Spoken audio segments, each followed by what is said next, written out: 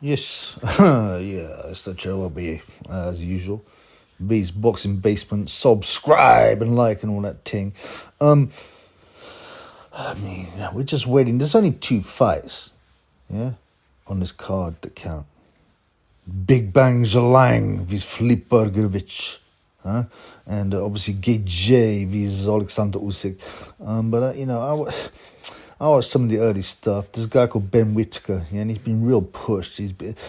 The Sky commentary team are really buoying him. Oh, look, he's amazing, you know.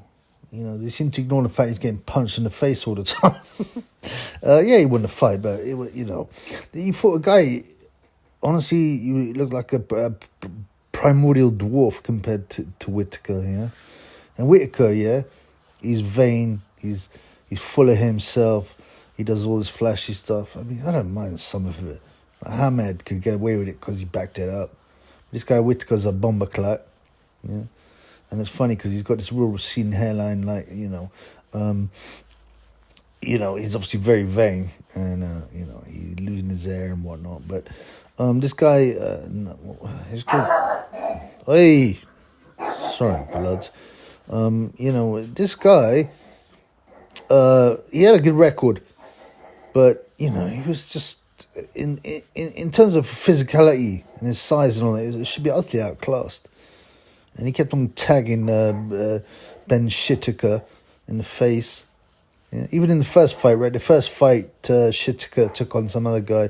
He was up for it, and he was outclassed. But again, he still hit Whittaker. He doesn't have them reflexes to do that flashy stuff, and he's obnoxious. He's obnoxious. He's not likable in any way, shape, or form. Even the Battyman's Sky Sports commentary had to keep on saying, "Oh, he's actually a great guy out of the ring." They kept on saying, "Oh, he's a super guy out of the ring." He's just basically excusing the fact he's a bumper clut.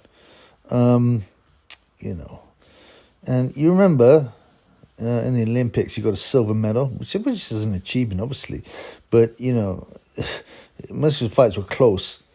He may not even have gone that far, and the guy that beat him deserved to win. And what does Ben Whitaker do? Yeah, he gets the silver medal. He puts it in his pocket, like, yeah, no, I'm not taking that blood. I was robbed, innit, fam? I can't stand the kind of obnoxiousness and arrogance. Confidence is okay. Arrogance, obnoxiousness is not okay, according to the Triple B. Yeah, I mean, I genuinely, I do not know. I don't think he'll go that far. He will get tagged. I don't know how good his chin is. The shape of his head lets me think he's just got an average chin. He's not like, a monster. He's going to get tagged. He's already getting tagged by, journeymen. The last guy's unbeaten, but, he, as I said, he had so many physical disadvantages. I think they fought as amateurs as well. And that's what Ben Whitaker excuses his performance. Oh, he knew about me. He knew how dangerous I was, and that's because we boxed in the amateurs, and that's why he was careful. I don't mind.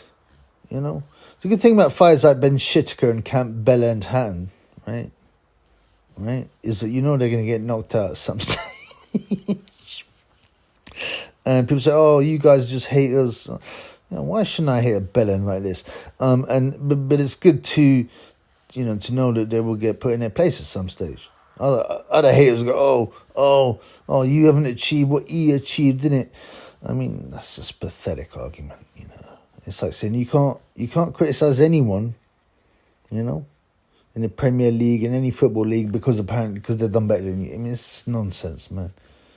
Yeah. Apart from anything else, right, in the street, Triple B is way better. Yeah, and he'd certainly knock out Camp BELLEND Hatton, without a problem, man. It would be pathetic. The Triple B could have 10 pints of Stella. Well, I don't drink that no more. And let Camp BELLEND Hatton unload on Triple B chin. Triple B would be laughing at him. You're a bummer clock pussy, or you get grabbed, you get a few slaps. Whittaker's bigger, so obviously that's a lot harder. I don't necessarily, I still think,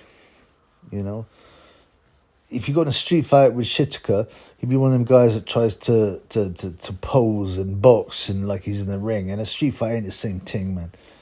So you just put him out. I'm not saying I beat him. I think he's probably too young, too strong. But, you know, he'd do one of his stupid flashy shots, stick his chin out, he'd get grabbed. You'd sit on his chest and just headbutt him and hit him in the face. You know, all that footwork and flashiness is no good when you're lying on a concrete floor being battered. Anyway, it's not important whether Chubby can beat him. He's still a BELLEND. Yeah, and you know, I don't think he's going to go far. Things can change. Maybe his trainer, I think Sugar Hill's his trainer, which is a bit weird because he lives in America. And, you know, Sugar Hill, I think, you know, after the Tyson Fury partnership would only take big names on, but they've been buoying this guy up. I don't see much of him. He's going to get clipped heavily by someone who can punch and who's a decent pro and get, you know, and I want to enjoy it. You know, the only query I have is who do I want to get knocked out more, Ben Whitaker or Camp Bellend's hand? And I think Ben Whitaker. So you know, I'll keep on watching his fights just so hopefully he'll get beaten up, you know, and end up with CTE. That sounds a bit dark, but you know, bad people deserve a bad fate, so I don't care.